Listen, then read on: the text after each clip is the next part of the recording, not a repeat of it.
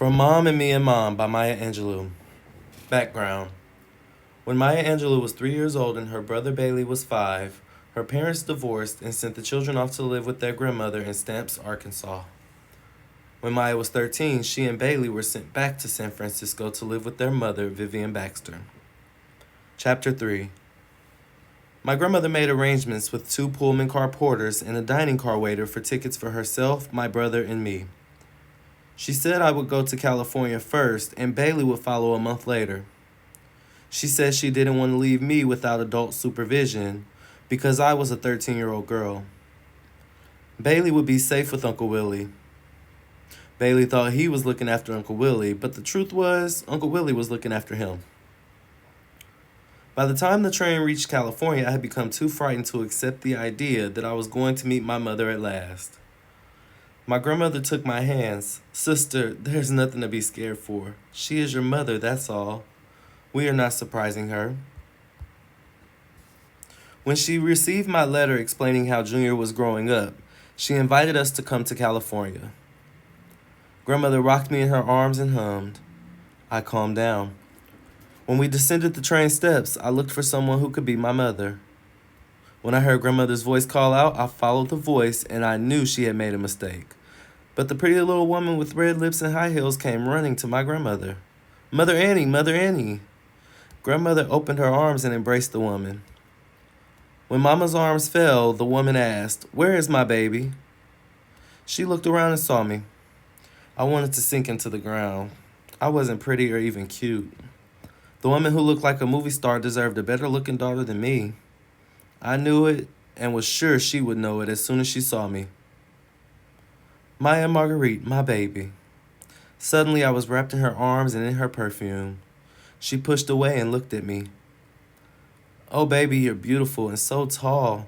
You look like your daddy and me. I'm so glad to see you." She kissed me. I had not received one kiss in all the years in Arkansas. Often my grandmother would call me and show me off to her visitors. "This is my grandbaby." She would stroke me and smile. That was the closest I had come to being kissed. Now Vivian Baxter was kissing my cheeks and my lips and my hands. Since I didn't know what to do, I did nothing. Her home, which was a boarding house, was filled with heavy and very uncomfortable furniture. She showed me a room and it was mine. I told her I wanted to sleep with Mama. Vivian said, "I suppose you slept with your grandmother in the Stamps, but she will be going home soon and you need to get used to sleeping in your own room." My grandmother stayed in California watching me and everything that happened around me, and when she decided that everything was all right, she was happy. I was not. She began to talk about going home and wondering aloud how her crippled son was getting along. I was afraid to let her leave me, but she said, "You are with your mother now, and your brother will be coming soon. Trust me, but more than that, trust the Lord. He will look after you." Grandmother smiled when my mother played jazz and blues very loudly on her record player. Sometimes she would dance just because she felt like it, alone, by herself in the middle of the floor. While grandmother accepted behavior so different, I just couldn't get used to it. My mother watched me without saying much for about 2 weeks. Then we had what was to become familiar as a sit-down talk to. She said, "Maya, you disapprove of me because I am not like your grandmother. That's true, I'm not. But I am your mother, and I'm working some part of my anatomy off to pay for this roof over your head. When you go to school, the teacher will smile at you and you will smile back. Students you don't even know will smile and you will smile. But on the other hand, I am your mother. If you can force one smile on your face for strangers, do it for me. I promise you I will appreciate it." She put her hand on my cheek and smiled. "Come on, baby, smile for mother. Come on, be charitable." She made a funny face, and against my will, I smiled. She kissed me on my lips and started to cry. "That's the first time I have seen you smile. It is a beautiful smile. Mother's beautiful daughter can smile." I was not used to being called beautiful. That day, I learned I could be a giver simply by bringing a smile to another person. The ensuing years have taught me that a kind word or a vote of support can be a charitable gift. I can move over and make another place for another to sit. I can turn my music up if it pleases or down if it's annoying. I may never be known as a philanthropist, but I certainly want to be known as charitable. I was beginning to appreciate her. I like to hear her laugh because I noticed she would never laugh at anyone. After a few weeks, it became clear that I was not using any title when I spoke to her. In fact, I rarely started conversations. Most often, I simply responded when I was spoken to. She asked me into her room. She sat on her bed and didn't invite me to join her. Maya, I am your mother. Despite the fact that I left you for years, I am your mother. You know that, don't you? I said, yes, ma'am.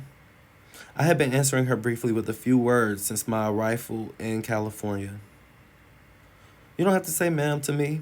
You're not in Arkansas. No, ma'am. I mean, no. You don't want to call me mother, do you?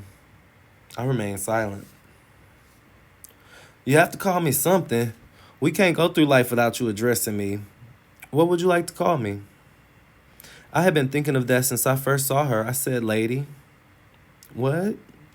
Lady. Why? Because you are so beautiful and you don't look like a mother. Is lady a person you like? I didn't answer. Is lady a person you might learn to like? She waited as I thought about it. I said, yes. Well, that's it. I'm lady and still your mother. Yes, ma'am. I mean, yes. At the right time, I will introduce my new name. She left me, turned up the player, and sang loudly with the music. The next day, I realized she must have spoken to my grandmother. Grandmother came into my bedroom. Sister, she is your mother and she does care for you. I said, I'll wait until Bailey gets here. He'll know what to do and whether we should call her lady. Chapter 4.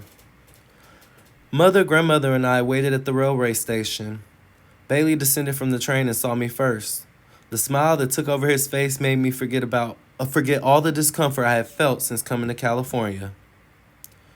His eyes found grandmother and his smile changed to a grin, and he waved at her. Then he saw mother and his response broke my heart.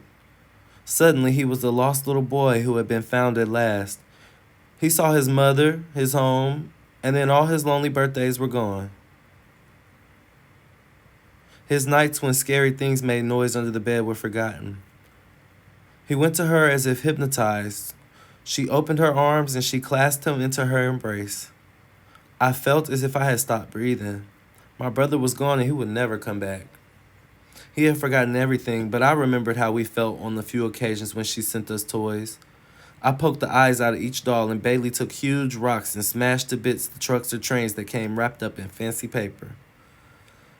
Grandmother put her arm around me and we walked ahead of the others back to the car.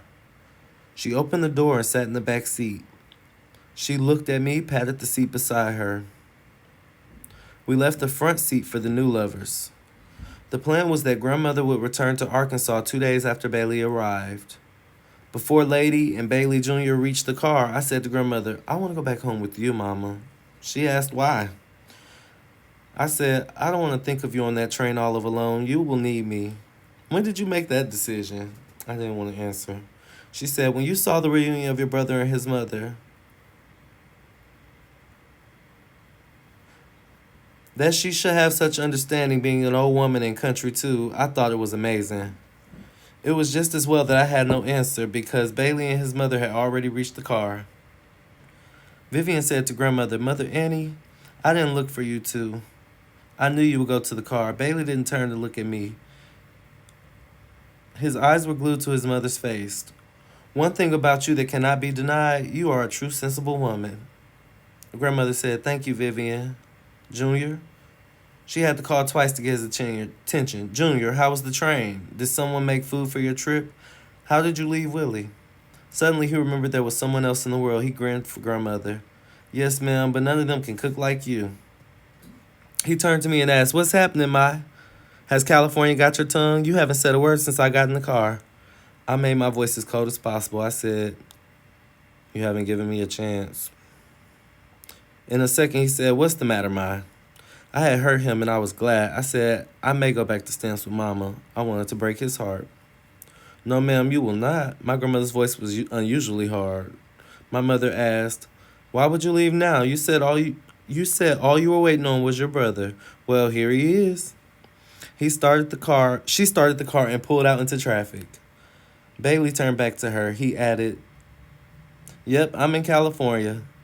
Grandmother held my hand and patted it. I bit the inside of my mouth to keep from crying. No one spoke until we reached our house. Bailey dropped his hand over the back of the front seat. When he wiggled his fingers, I grabbed him. He squeezed my fingers and let them go and drew his hand back to the front seat.